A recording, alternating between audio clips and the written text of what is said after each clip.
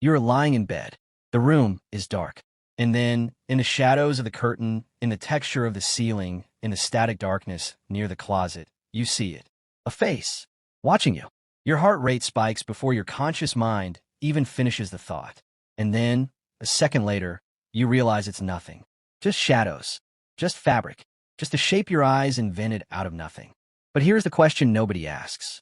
Why did your brain build a face? Out of all the possible shapes it could have constructed from random visual noise, why a face? Why not a chair, a tree, a number, a letter? Why, specifically, does the darkness keep showing you eyes? The answer is not a malfunction. It is one of the oldest and most aggressive pieces of software running inside your brain, and it has been keeping your ancestors alive for millions of years. This phenomenon has a name: pareidolia, the tendency to perceive a specific, meaningful image, almost always a face, in random or ambiguous visual patterns. You have experienced it your entire life without naming it. The face in the clouds, the face in the wood grain of a table, the face on the surface of the moon, the face in the electrical outlet on your wall. 2 dots and a line is all it takes. Your brain doesn't need much. It is actively looking for an excuse to find one. In 2003, neuroscientists used functional MRI scanners to settle a long-standing debate.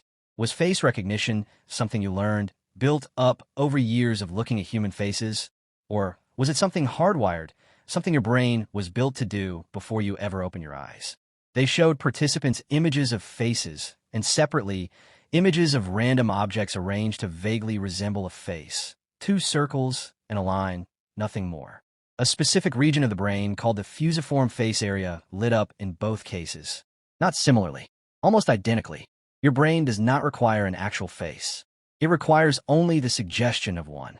This region of the brain is so specialized, so dedicated to this single task, that damage to it produces a condition called prosopagnosia, where a person can lose the ability to recognize faces entirely. They can see eyes, a nose, a mouth. They simply cannot assemble those parts into the specific category face, even when looking at their own mother, their own reflection. The machinery for face detection is not a general-purpose tool your brain repurposes. It is a dedicated circuit built for one job, and that job is so important that an entire region of your cortex exists only to do it. Why would evolution dedicate an entire region of the brain to this single task? The answer comes down to a simple asymmetry in the cost of being wrong.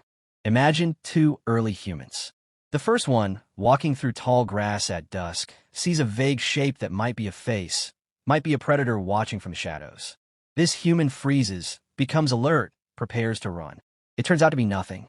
A rock, a shadow, a trick of the light. The cost of this mistake is almost nothing. A moment of fear, a wasted second. The second human, walking through the same grass, sees the same vague shape and dismisses it as nothing. It turns out to be a predator. The cost of this mistake is the human's life. Run this scenario across millions of years, across millions of individuals, across millions of separate encounters with ambiguous shapes in low light.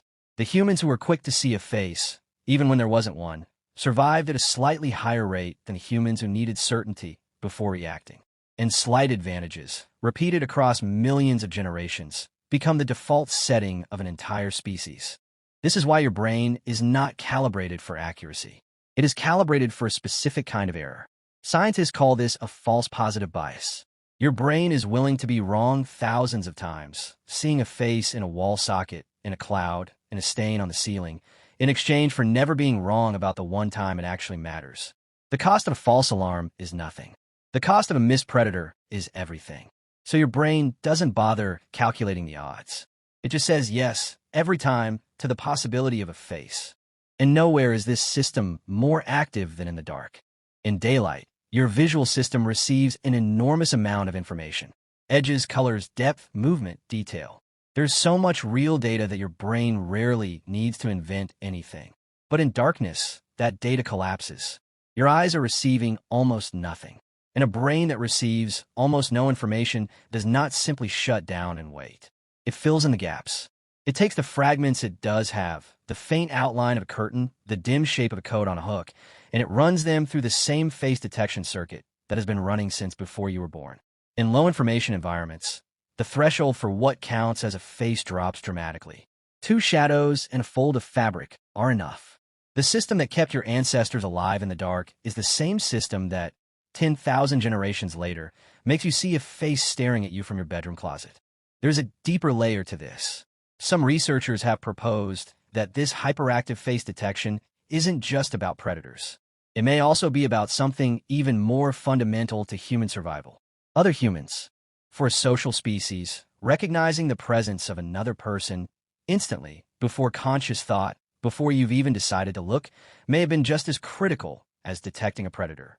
A face in the dark could mean danger. It could also mean an ally, a stranger, someone whose intentions you needed to read immediately.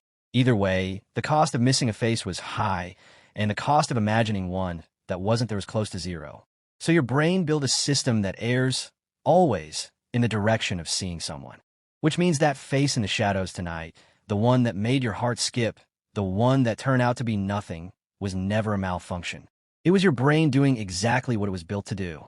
Scanning the dark, finding eyes, preparing you for a threat that, this time, wasn't there. The system worked. It just had nothing to find.